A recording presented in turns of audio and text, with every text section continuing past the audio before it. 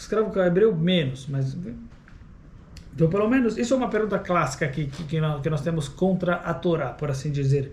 Obviamente, né? Enfim, para entender exatamente a ideia da escravidão, como a Torá enxerga isso, e por que a Torá permitiu a escravidão entre o escravo cananeu e o escravo hebreu, mas tá bom, isso a gente, apesar da chama, a gente pode ver. Aqui ele nos traz... Ele tinha a possibilidade de fazer a conversão também, né, o escravo, se ele quisesse. Logo depois que ele saía da escravidão, ele se tornava judeu. Ele era judeu em par, enfim. Ele fazia mikve e tudo mais, então ele tinha algumas obrigações de judeu, mas na prática ele era considerado um escravo e de uma certa maneira ele tinha leis de escravo sobre ele. Então, Durante a escravidão ele não podia fazer a conversão, porque senão ele estaria sob a égide dos 7 anos, né? Exato, não era assim. Ele era considerado. Ele já tinha feito o mikveh, já tinha obrigações em mitzvot, não todas. Algumas mitzvot, Shabbat, as mitzvot que as mulheres têm obrigação.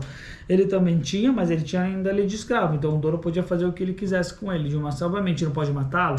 Matá-lo não pode de outra maneira, mas enfim, se quisesse de uma certa maneira, enfim, ele escravizá-lo, ele tinha esse direito. Então por isso ele falou além disso, embora fosse mantida a escravidão na época uma prática comum a todos os povos e que a Torá acabou não sendo contra, enfim, a mesma era limitada a 7 anos com relação ao escravo hebreu, enfim. Mas pelo menos a gente pode ver a ideia da escravidão. A já mencionada preocupação com a justiça leva à existência natural de princípios de direito processual. Em Deuteronômio 13:14, ressalta-se a necessidade de investigar, interrogar, inquirir rigorosamente, antes de se concluir que uma cidade praticara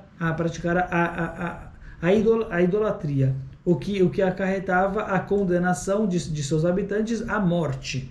E, no capítulo 19:15 do mesmo livro, consta a previsão de que ninguém seja condenado por qualquer acusação com base em um só testemunho, exigindo-se 2 ou, se possível, 3. Você quer um exemplo disso aí na prática hoje, que eu vi ontem?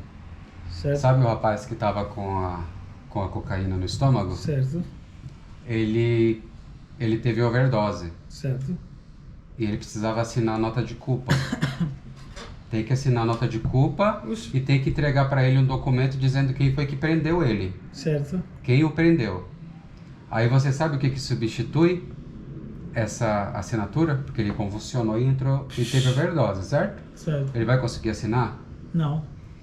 E aí 2 testemunhas, que são os 2 APF, os agentes de polícia federal, eles vão lá e eles assinam. Eu vi, eu testemunhei.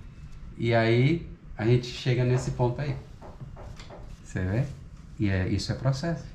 Isso é Código de Processo Penal. CPP. Código de Processo Penal. E aí, eles dois assinam,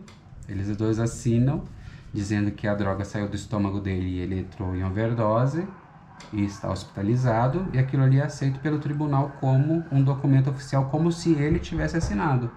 Como se o cara que sofreu a overdose tivesse assinado. A gente não chega no mesmo ponto aí que você acabou de falar? Das testemunhas? Sim. Né? Interessante. Uau.